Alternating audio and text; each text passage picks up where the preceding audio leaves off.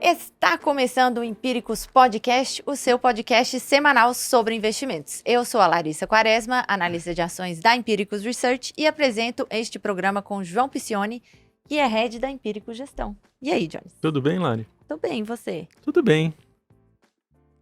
Apesar do mercado. Semana mais quente, né? Pois é. Eu tô na base do yoga. Ah, bom. Bom, né? Você é uma yogini agora? Nossa, que palavra chique. Vou começar a me chamar disso agora. Eu tô fazendo toda semana. Que legal. Parabéns. Muito obrigada. Hoje nós vamos falar de um tema super importante, que é como se fosse uma grande revisão de cenário, né, pela qual o mercado está passando com a volta daquela tese do higher for longer, de que os juros vão ficar mais altos por mais tempo. E para isso a gente recebe Felipe Miranda, que é CEO do Grupo Empírico. Seja bem-vindo. Um prazer. Muito obrigado. Prazer é pelo todo convite. nosso. Prazer é nosso. E a gente vai falar também de uma certa rotação setorial que está acontecendo, né? Em abril, nesse começo de abril, né, os investidores estão vendendo ações mais voltadas à economia doméstica, mais cíclicas, e entrando mais para nomes ligados a commodities, principalmente as commodities metálicas e ao petróleo, né?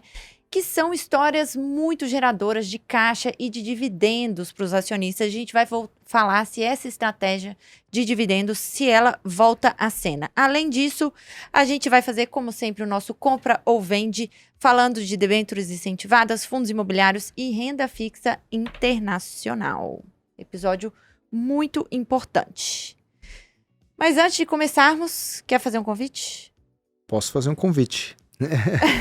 Não, você teve um gancho ótimo, né? Aqui que foi essa história do pagamento com juros mais altos, né? Os cases ligados a fluxo de caixa no curto prazo, que coincidem com os pagadores de dividendos muitas vezes, se tornam mais atraentes, né? O crescimento ele é preterido ao velho e ao fluxo de caixa hoje, né? E nesse aspecto estamos aqui aproveitando esse momento, uma conjuntura muito propícia a isso para lançar o nosso projeto de renda, né? Que maximizar todas as possibilidades, explorá-las com muito rigor técnico, muita responsabilidade, muita profundidade. Então o projeto Renda vai ser lançado dia 29 de abril, estão todos convidados a participar conosco, desse projeto que vai levar para as pessoas as estratégias de possibilidade de geração de renda, seja no ambiente de bolsa, seja até fora de bolsa, em ações, fundos imobiliários, renda fixa, opções. Então tá muito, muito legal.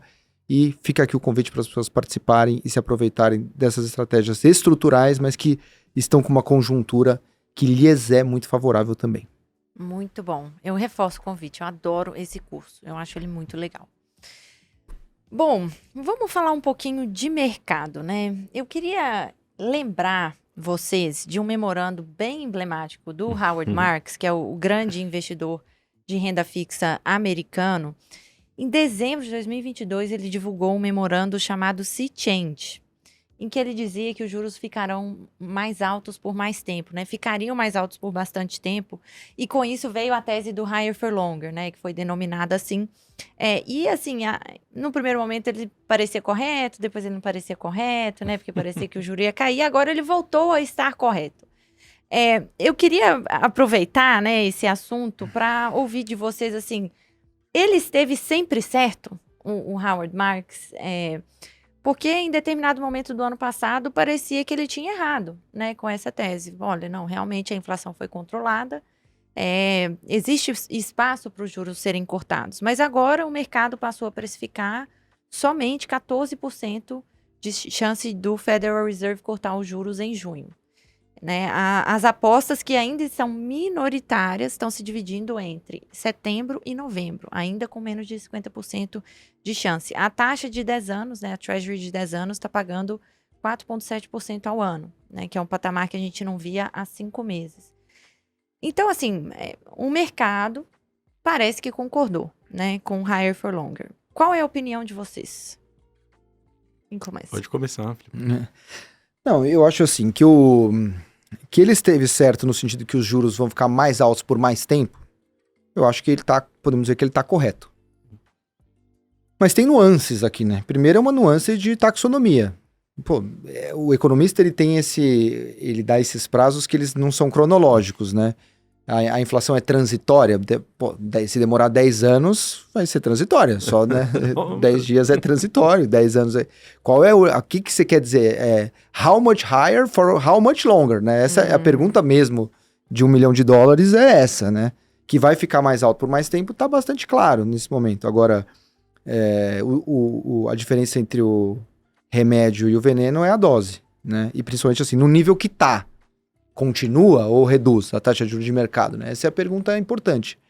E eu acho que ninguém tem uma boa resposta para ela nesse momento. Agora, tem uma coisa que a sua própria pergunta ela enseja, que é ele teve certo, aí ele teve errado, ele tá certo de novo. Essas coisas, quando você tá vivendo o momento de curto prazo, e principalmente quando tá caindo, porque tem dor, né? Parece que ele vai durar para sempre. Mas essas coisas vêm e vão, né? Também. Hoje saiu um dado, baixíssimas vendas de imóveis nos Estados Unidos, já afetado por preço de hipoteca, né? As taxas de hipoteca bem mais altas. E por isso, em algum momento, deveria bater no preço do aluguel. Que já deveria estar sentindo, mas não está sentindo. Então, esse sheltering está pressionando a inflação para cima. O petróleo estava pressionando para cima. O minério fica subindo, mas, né, quem escutou lá o Market Makers, o Stuberger e com o Daniel Goldberg, com uma certeza: o minério é para você shortear.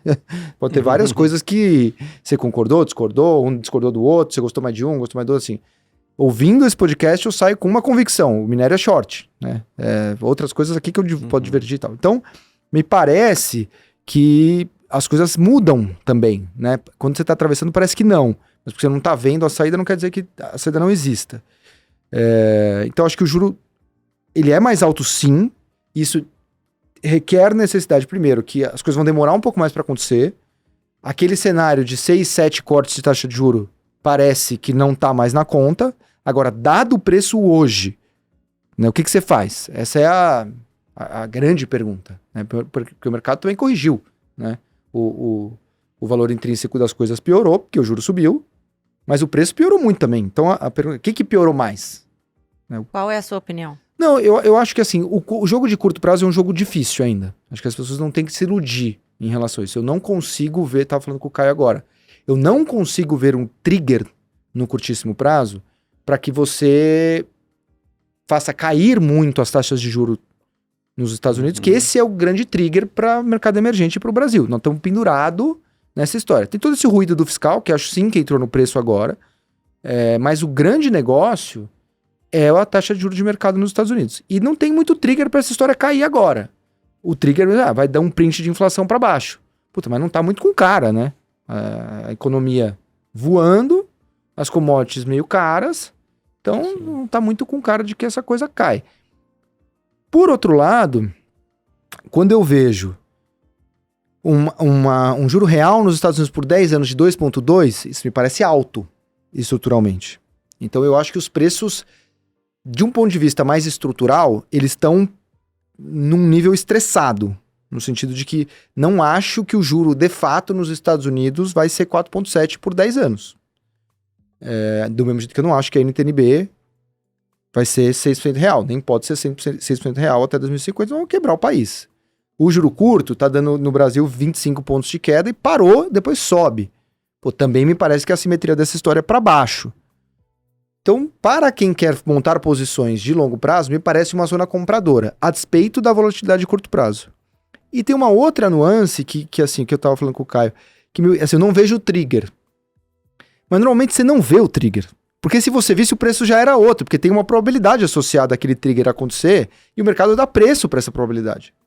Qual foi o trigger para a verdadeira catálise do movimento de novembro, final de outubro, novembro e dezembro do ano passado? Foi o tweet do Bill Ackman. É muito louco isso, né?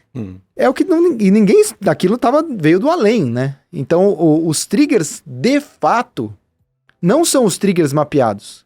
Então, tem uma chance de algo acontecer que não está no nosso radar. E melhorar esse curto prazo, porque essas coisas são dinâmicas.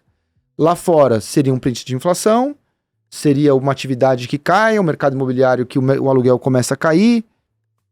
Aqui dentro, a gente tem esse caráter medíocre, complacente, né? O Lula loteou o governo inteiro, é um governo fraco, que precisa atender a todo mundo, então vai muito de uma direção, depois volta, né? Então agora ficou muito ruim. As últimas sinalizações foram muito ruins.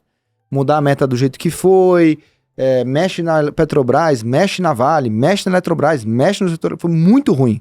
E a tendência é o morde-a-sopra clássico, né? Que o governo é cínico, o governo é complacente, é macunaímico, até historicamente, até uma quase psicanalítica análise dele, de que assim, o cara não consegue dar resposta, ele não consegue ter conversa difícil.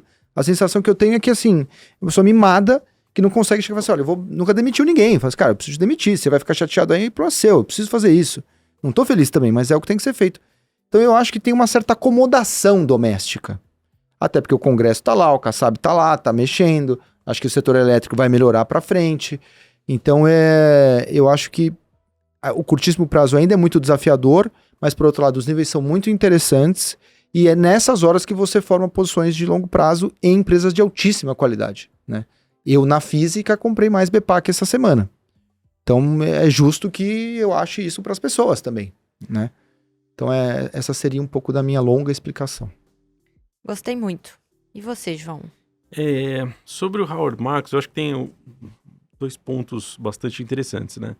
Primeiro, quando ele escreveu essa carta, né? Ele escreveu essa carta do Sea Change lá em dezembro 22, os juros de 10 anos giravam por volta ali dos 3,5%, e os Estados Unidos vinha de uma, vamos dizer, uma certa, um certo enxugamento de liquidez dos mercados, uma bolsa sofrendo, né? O mercado de renda variável sofrendo, e um pouco de, vamos dizer, dificuldade de entender o que estava acontecendo no mercado de bonds. E nisso, Howard Marks tinha uma boa visão.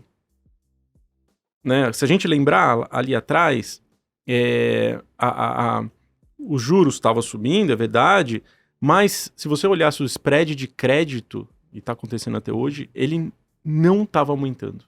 Ele não aumentou. E todos aqueles que estavam pessimistas com a economia americana estavam ponderando que, assim, que aquele spread de crédito, especialmente das empresas de high yield, deveriam aumentar brutalmente. Eu, inclusive, falei várias vezes no podcast, provavelmente, que esses juros, que esse spread deveria aumentar. Ele estava com uma visão de que o spread não estava aumentando. Isso significa o quê? Que as empresas não estavam tão estressadas.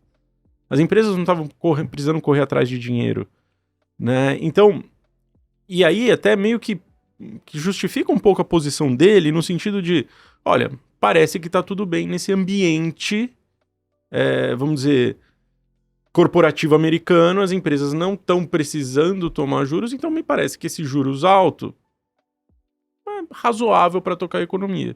Beleza, a gente entra em 2023 e aí Bolsa Americana acelera, puxado pelas Big Techs no primeiro momento, vamos lembrar, o primeiro semestre foi inteirinho delas, o segundo teve lá o chacoalhão, e aí o Felipe citou bem o lance do tweet do Bill Ackman, né, que primeiro ele joga o juro para cima, depois ele joga o juro para baixo e fica brincando ali com todo mundo. Mas é muito interessante, porque o Marx, durante o ano todo, ele ratificou essa postura de que, na visão dele, os juros deveriam ficar mais altos. E sobre essa ótica de crédito, eu escutei alguns podcasts da turma dele falando sobre crédito, todo mundo muito, vamos dizer, tranquilo com as operações de crédito, com as empresas que eles estavam financiando, uma quantidade, assim, abissal, gigantesca de dinheiro novo para entrar em operações de crédito. Então, o sentimento dele é que essas taxas, do jeito que estão lá hoje, são razoáveis para as empresas, pelo menos, vamos dizer, nesses próximos anos, vamos dizer assim. Então, você não teria motivo para essa curva de juros vir muito para baixo. Aí tem uma ponderação que eu acho que é dele também, e aí se a gente junta o outro, vamos dizer, o outro mito aí, o Druckenmiller, né, ele falou bastante ano passado também, e continua falando, que uma coisa é a ponta longa de juros, né, a visão do Marx, quando ele fala que os juros não vai cair, ele não está muito olhando para o curto prazo, ele está olhando para a questão da estrutura a termo da curva de juros. E o Druckenmiller também, né? Ele fala assim, pô, esses 10 anos, ele, na verdade, ele tem que ter algum prêmio em relação ao curto prazo. E aí a visão dos dois, enfim, é justamente essa. Quer dizer, que o Fed poderia vir com os juros para baixo, tentar, de certa forma, estimular, mas que o juros longo não cairia com muita força. Então, essa é a minha leitura. Se ele está certo ou não, a gente só vai saber daqui a alguns anos, talvez, né? Nem um ano. Mas é engraçado porque o mercado, ele na verdade, até eu estava olhando o dado de fluxo de recursos para os ETF de títulos de 20 anos, e ele tem crescido bastante. Quer dizer, então, me parece que o mercado está achando que essas taxas estão, sim, muito elevadas. Mas, se a gente voltar no ano passado, também a gente teve um fluxo muito grande para esse ETF, que no final das contas acabou trazendo prejuízo para todo mundo. Mas, o sentimento é que talvez as apostas comecem a ser direcionadas aí para uma queda de juros de longo prazo mais para frente. Né? Vamos ver. Isso beneficiaria a Bolsa Americana, né? Sim, mas aí o que, assim, o ponto do Howard Marks, que eu acho que é muito chave dessa história toda, e por que a Bolsa Americana está subindo mesmo com o juro subindo, é que parece não, né? Se você pega praticamente, você olha lá os números da Bolsa Americana, você vai ver que as empresas americanas estão as listadas em bolsa, né? Nos seus menores níveis de endividamento da história, quer dizer, então você não tem pressão por dinheiro, por buscar dinheiro. Então só isso libera fluxo de caixa, né? E aí justificaria um crescimento. Se você tem uma economia que roda, mesmo com esses juros mais elevados, de certa forma você tem crescimento de lucro. Justifica a alta aí dos preços. Então, parece que o ambiente é bom, independente dos juros. Se os juros vierem para baixo, assim, eu acho que tem muitas chances da Bolsa ir muito além do que a gente está vendo na tela. Então, eu tenho essa mesma sensação, mas aí falando, né, um pouco mais das ações brasileiras que eu acompanho mais de perto, que assim, a gente viu um dado de varejo super forte aqui em fevereiro, né, muito mais do que o dobro da expectativa mediana. E os juros aqui, né, a inflação aqui tá arrefecendo e tudo mais. Eu acho que assim, se a gente conseguir olhar para esse crescimento como uma retomada do crescimento de lucro das empresas, desde que esse juro longo não suba demais, né? Porque eu acho que se ele subir demais, aí eu acho que acaba destruindo, né? Mas estável, sabe? Mais ou menos estável, eu já acho muito bom. Uhum, porque pelo menos você mantém um referencial ali mais ou menos, né, estável para você conseguir, de múltiplos, né, de avaliação para você conseguir pelo menos acompanhar os lucros, né? Eu acho que assim, uma pergunta que eu sempre faço para quem está aqui no podcast, né, se acredita em reflação, porque isso que a gente está vivendo hoje não é reflação, né? A inflação ela está de fato, tanto aqui quanto lá fora, caminhando lentamente, né, para a meta. Ela não tá, você não vê. Sim, mas lá fora, os sinais que a gente pode ter um reflation estão dando meio que a cara aí, né? Sim. Lá fora tá estranho, né? Pode ser abrir. Acho que o problema lá de fora é que abriu o leque de possibilidades, né? Isso. A inflação tava vindo muito controlada, maravilhosa, uma linda. De repente o negócio parou de cair e algumas medições mostrando que na ponta ela até acelerou. Aí você fala, e agora? Isso é um uptick numa tendência de baixa ou é um uptrend mesmo, né? E o Powell errou de novo, porque ele falou que não, agora é sazonal, né? Não usou transitório porque ia passar vergonha, né? Então tá estranho. Mas eu concordo demais com o que você falou, sabia? Eu até escrevi isso, acho que na coluna da Exame, falando que, a gente precisa viver a segunda fase clássica desse bull market que começou em novembro. Que é o quê? Primeiro, o múltiplo se expande, porque o juro vai ser menor. Isso. O PL aumenta. Né, a razão como um todo. Na segunda fase, o juro menor vai subir lucro, porque a atividade vai aquecer, isso dá mais receita, as despesas financeiras caem, o lucro das empresas aumenta. E talvez então não seja tanto uma fase tão beta, que sobe todo mundo, porque é um re-rating, mas sobe no alfa, em todos aqueles que o lucro está subindo. Então você vai comprar empresas cujos lucros estão subindo. Só que essa fase, como o juro subiu demais, você teve o de-rating. Mas essa fase que a gente vai olhar o lucro das empresas, ela não chegou. Então se o juro parar, eu concordo com você, beleza, o juro parou, então a gente não tem Deixa. re-rating nem de-rating. Isso. Agora a gente vai olhar o lucro. Deixa vir no balanço agora. Isso, agora né? vai vir no lucro. Então é só parar um pouco o estresse, né? Mas nunca para. Sempre continua subindo, depois daqui a pouco também sai um print ruim. Agora o juro vai também, agora é recessão americana e o juro vai para 0. E o Selic é 7, aí correria, e exageramos de novo. Agora, então é sempre mais...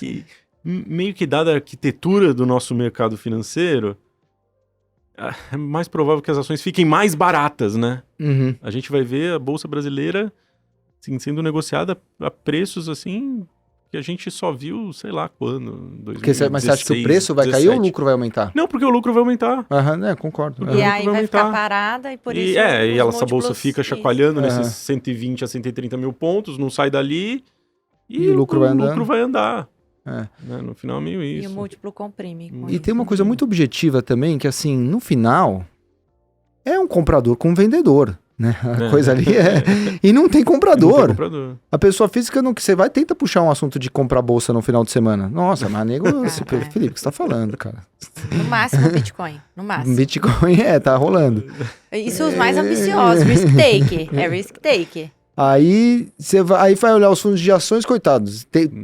É Prozac pra baixo, né? Isso é depressão, isso é resgate todo dia. Não, agora eu vou montar um long and short, né? Esse é o sinal que assim, não tô captando no long only, né? Preciso ir pegar o low vol, porque... E aí, que é mais fácil de captar. Perde dinheiro depois, mas capta pelo menos, né? Então não tem comprador de fundo local. O fundo de pensão com NTNB pagando IPCA mais 6... travou o retorno ali pra sempre. E o gringo tá lá, pô, e JP Morgan tá pagando dólar mais 6, 6,5? Pra quê? No bond? Olha, a Bolsa Brasileira localiza Itaú? Eu não sei nem direito o que é isso, cara. O que vocês estão falando? Pode aí ficar barato. Aí de repente também acontece alguma coisa, sobe 25% em 2 meses, como foi. Então eu acho que é um momento de atravessar. Uhum. Atravessar, não tem que vender nada, que tá tudo muito barato, os lucros vão subir, cedo ou tarde, né? Se o negócio vai bem, as ações no final seguem, né? Frase daquele velhinho que tem futuro. Sim. Então, acho que é isso. Concordo com você, atravessar, respirar fundo, por isso eu virei yogi. É atravessar. Muito bom, muito bom. Bom, agora eu queria trazer um outro tema, que é de rotação setorial. Diferentemente do que a gente viu no início do ano, né, em janeiro e fevereiro e março, que as commodities caíram quase todas, com exceção do petróleo, né? A gente viu até o final de março, né? Vale caiu quase 20%, Gerdau, né? Empresas aí muito geradoras de caixa ligadas ao setor de commodities. Nesses primeiros 15 dias de abril, a gente está vendo o contrário, né? Tudo que é ligado ao cíclico doméstico caindo e caindo forte. E todas as voltadas a commodities, né? Petróleo, minério, aço, e ações mais defensivas do setor financeiro indo melhor, né? Não rasgando de subir também, mas indo melhor do que a bolsa como um todo. E aí o que eu queria perguntar para vocês, né? Será que é hora de voltar um pouco com essas estratégias mais ligadas ao dólar, mais exportadoras e também um outro vetor, talvez mais geradoras de yield, como colchão ali de proteção para essa volatilidade que a gente está atravessando?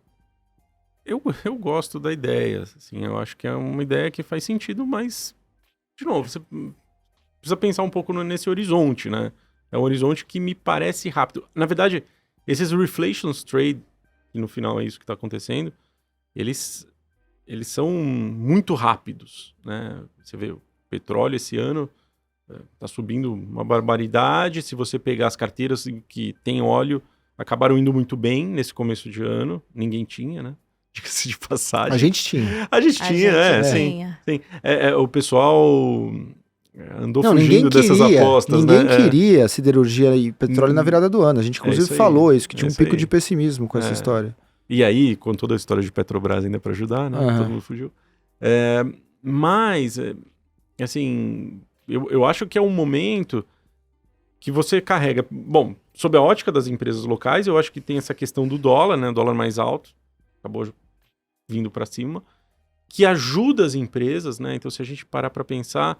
os resultados das empresas de commodities nesse segundo tri, né, que vai ser entregue lá em junho, vão ser bom pra caramba, né? Assim, todas elas vão entregar um baita número. Pegar a Petrobras vai entregar mais recorde aí, né?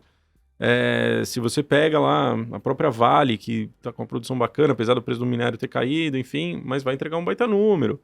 A Suzano, que tem aumentado o preço de celulose, vai entregar um bom número.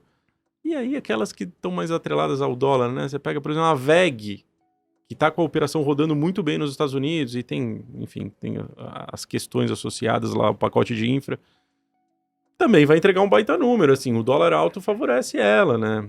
Ajuda essa dinâmica.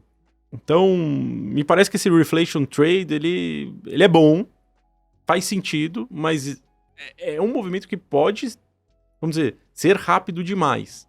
Você pode ter que entrar rápido e ter que sair rápido, né? Sei lá, questão de meses, né?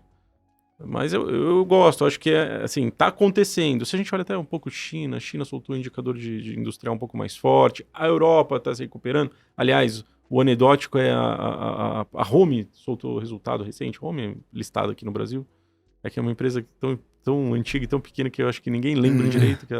Mas ela tem uma filial, uma subsidiária que fica na Alemanha, e a maior parte do resultado dela veio de lá. Teve um bom crescimento da indústria lá na Alemanha, uma recuperação. E aí você vê algumas outras coisas acontecendo, né? A China falando assim, olha, Alemanha, você é minha grande parceira comercial, vamos fazer negócio, e estão tentando de novo alimentar um pouco mais essa parceria.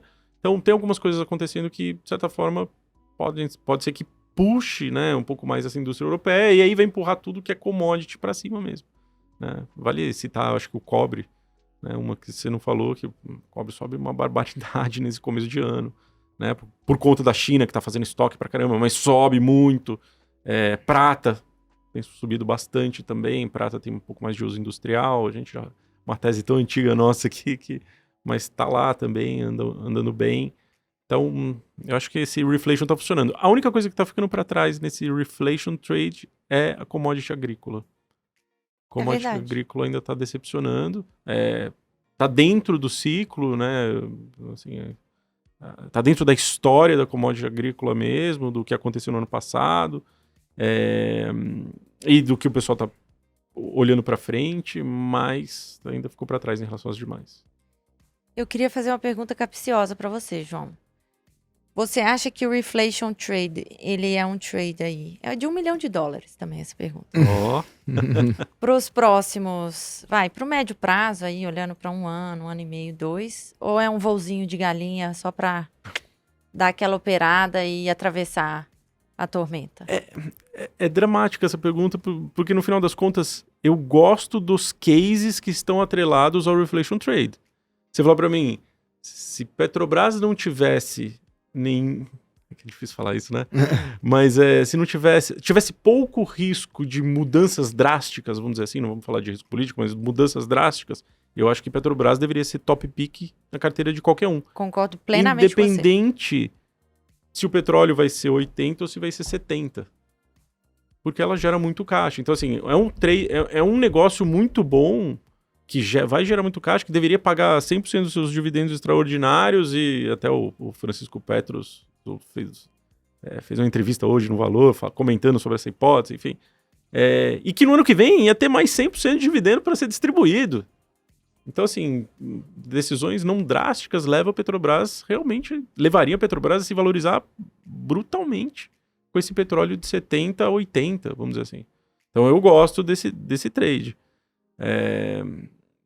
Mas eu não acho que é um investimento na commodity. Eu acho que o investimento na commodity pura é ruim. Por exemplo, carregar futuros de petróleo dentro do portfólio. Pô, horroroso. Porque vai ter volatilidade. Tem uma chance aqui do geopolítico que a gente não pode tirar do radar, que é a China ser a grande apaziguadora aí dos conflitos globais. A China bater lá no Putin e falar, Putin, tá bom, vamos resolver esse problema com a Ucrânia. Chegar no Irã e falar, Irã, eu preciso passar meu barquinho pelo Estreito de Hormuz aí, ó. Não dá pra você mandar aqueles Houthis ficarem soltando míssil no meu barquinho a hora que passa. Me ajuda aí. Me ajuda aí. E a China tá com esse com essa vontade de retomar os laços ali com a Europa. Então, assim, são coisas que tirariam um pouco desse, vamos dizer, da força desse reflation trade, né, desse exagero no preço do petróleo. Então, assim, eu acho que os players associados são bons. As empresas lá fora estão dando dinheiro, estão fazendo recompra, pagando dividendos. Vão ter resultados melhores do que do ano passado. Petrobras vai ter uma mega porrada de resultado, só não fazer muita besteira ali dentro. E aí, se você pegar mesmo Vale, que tem toda essa questão do minério de ferro no longo prazo, mas no curto prazo vai bem, né? Então, assim, gosto dos trades ao redor do reflation trade. Pronto. Muito bem. Escapei pela tangente. Qual a sua leitura, Felipe? Você falou agora há pouco, né? Vamos iniciar um novo tema aqui, a rotação setorial, né? E você está correta, né? Mas no fundo é o mesmo tema ainda, né? O que está acontecendo você está tendo uma inflação mais alta no mundo, as taxas de juros estão subindo, isso penaliza quem tem fluxo de caixa lá na frente, o mercado vai comprar quem é gerador de caixa agora, que por consequência acaba distribuindo parte desse caixa, então gera mais renda, né? Para quem é comprador. É o value e o dividends contra o growth. Né, o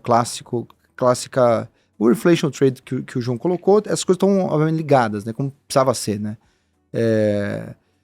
E também tem um outro elemento, que é esse negócio do mercado tá comprando commodity como hedge de inflação. E questões pontuais, né, a primeira da China, como o João falou, tá comprando cobre para estocar, tá comprando minério de ferro para estocar e para manter a indústria siderúrgica operando e inundar o mundo com um aço barato, porque a China também tem suas questões que não pode parar de crescer, o petróleo tem a questão da geopolítica, tem a questão da oferta que cresce menos nesse momento, você tem a OPEP segurando, você tem o driver de eletrificação que puxa para cima a demanda por commodities energéticas, tem várias coisas acontecendo ao mesmo tempo também.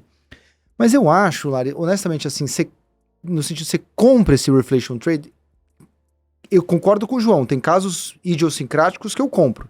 Eu gosto de PRIO, eu gosto de 3R, porque tem questões particulares ali. Mas, honestamente, voltando à questão anterior, que eu acho que o ano que seria, né? Qual que era a cabeça, né? Pô, vai cortar em março, vai cortar 6, 7 vezes esse ano. E o ano, então, 2024, vai ser o ano de melhora dramática no ambiente econômico e financeiro por conta das quedas das taxas de juros. Eu tenho chamado 2024 o ano que não começou, porque toda essa expectativa ela ainda não aconteceu. Ao contrário, as taxas de mercado elas estão subindo. Mas eu ainda tenho a sensação que o ano ainda vai ser aquele. Não com aquela intensidade. O que eu acho assim, o próximo movimento do Fed ainda me parece que tem muito mais chance de ser de queda de taxa de juros e não de alta de taxa de juros. O Copom já cortou, a gente tá num juro alto, não vai ser o 8,5 que a gente sonhou em determinado momento, mas 10 é bem melhor que 13,75, né? Então, eu acho que o call, ainda que no curtíssimo prazo você possa sofrer, mas eu acho que estruturalmente eu prefiro estar comprando Localiza, BPAC, Equatorial, Eletrobras, Arezzo, Cosan, do que estar comprando Vale, que você sabe que a tendência do minério no fundo é para baixo, entendeu?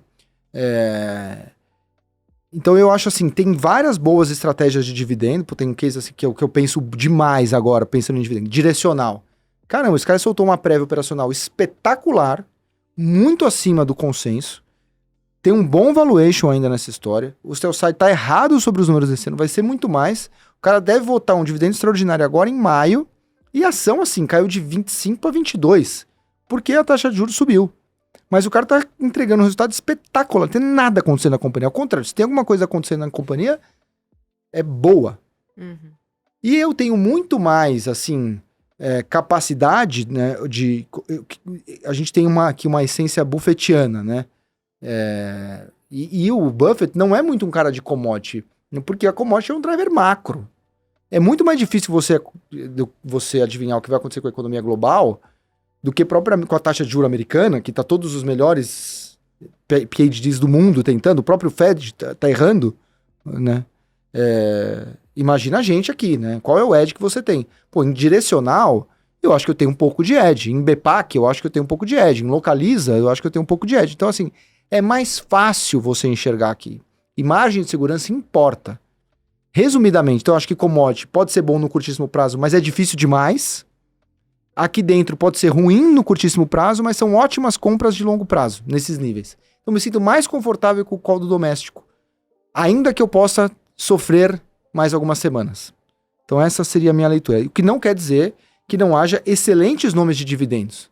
Óbvio, lembra que quando os preços caem, se você preserva o mesmo dividendo, você tem mais yield, né? Proporcionalmente, você vai levar mais renda para sua casa. Com o mesmo dinheiro, você pode comprar mais ações agora. Então, isso para o mesmo dividendo que você ia receber, você vai receber mais dividendo. Então, acho que as coisas...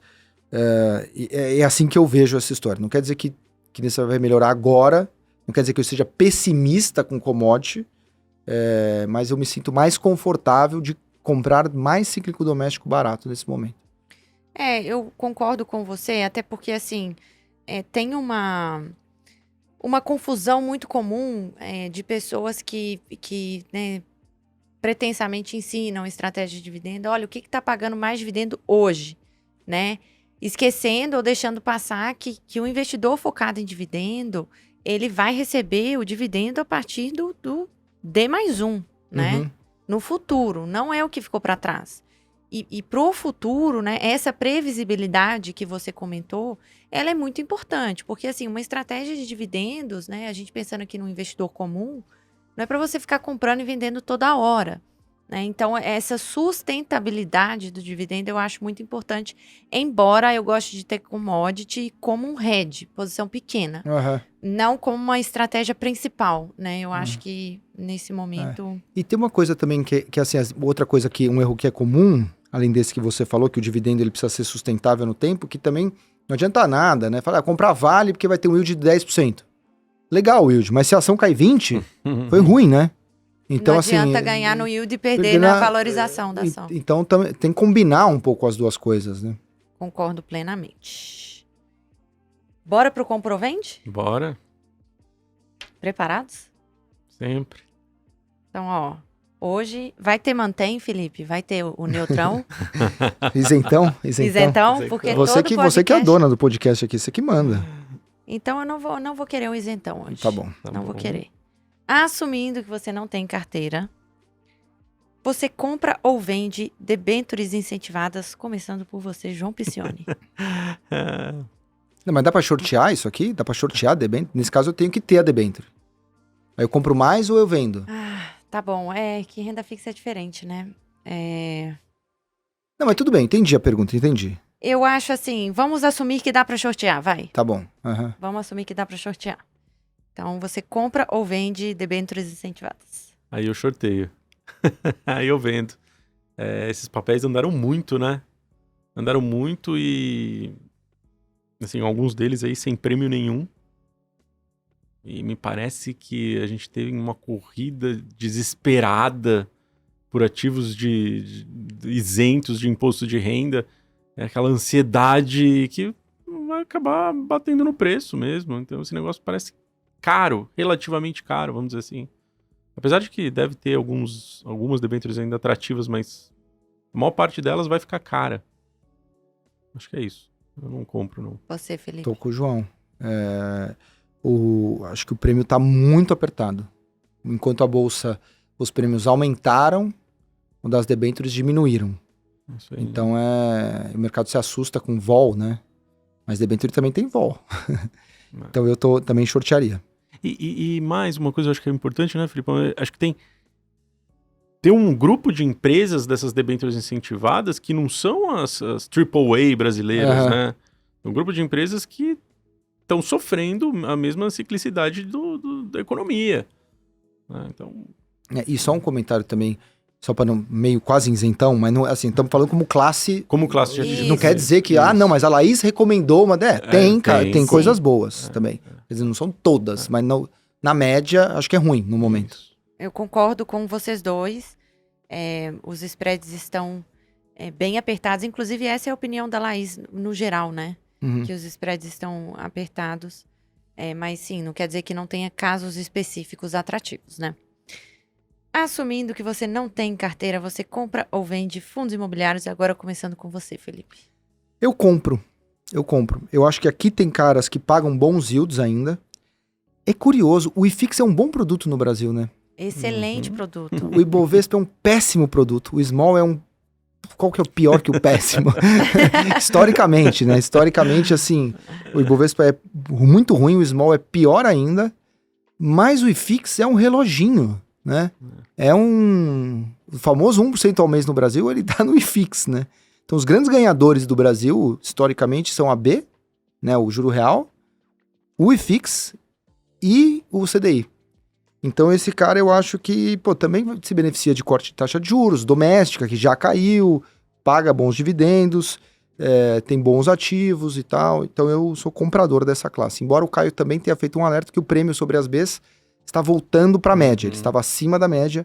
O prêmio em relação a B, talvez no mesmo movimento de compressão dos spreads que você viu no crédito, você já viu nos fundos imobiliários. Então, não acho que vai ser porrada atômica, mas eu acho que é legal. Você.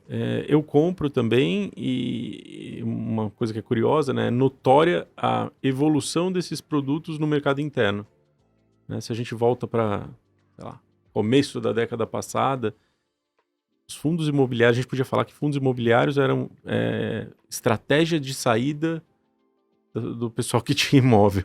Uhum. Né? Eles eram produtos assim ruins quando você estudava com profundidade o que estava ali dentro. E ao longo dessa última década, enfim, eu acho que depois ali da metade da década passada, eles passaram por uma profissionalização muito grande. Né? Os times são muito melhores, procura-se bons negócios, enfim, acho que é uma dinâmica diferente, eu sou comprador. Eu gosto também. Não, desculpa. Não, eu compro. Era só isso. Não, é só porque tem uma frase dos pseudo-inteligentes, né, que é fundo imobiliário é volatilidade de bolsa com rentabilidade de renda fixa. Eu acho que é o contrário. É volatilidade de renda fixa e rentabilidade de bolsa de país desenvolvido. Como bolsa deveria fazer. É um prêmio de risco positivo no CDI, né? Então, e o IFIX entrega isso. É uma baixa vol, não é que não é nenhuma vol. Ela é baixa comparada à da bolsa e um belíssimo retorno. Então é um ótimo retorno ajustado por risco essa classe. Surpreendentemente, porque quando começou essa história, era muito ruim, eu torcia muito o nariz pra classe, mas ela foi mudando a cara dela ao longo do tempo e hoje ela é muito boa. Eu gosto muito também. Eu tenho, né? Eu tenho na física, eu gosto bastante. Agora, esse último comprovende, eu queria dar um contexto, né? Porque aqui eu estou unindo duas classes de ativos internacionais, né? Falando tanto da renda fixa americana quanto das ações pagadoras de dividendos americanas, que nos dois casos elas dão um yield, né? Uma taxa de geração de renda menor, né, do que os equivalentes no Brasil. Então, aqui no Brasil, você consegue estratégias de geração de renda, né? Que vão pagar seus 11%, 12% ao ano em forma de renda, né, sem contar a valorização de capital, etc. Ao passo que você pegar um equivalente nos Estados Unidos, ele vai gerar uma taxa menor, né?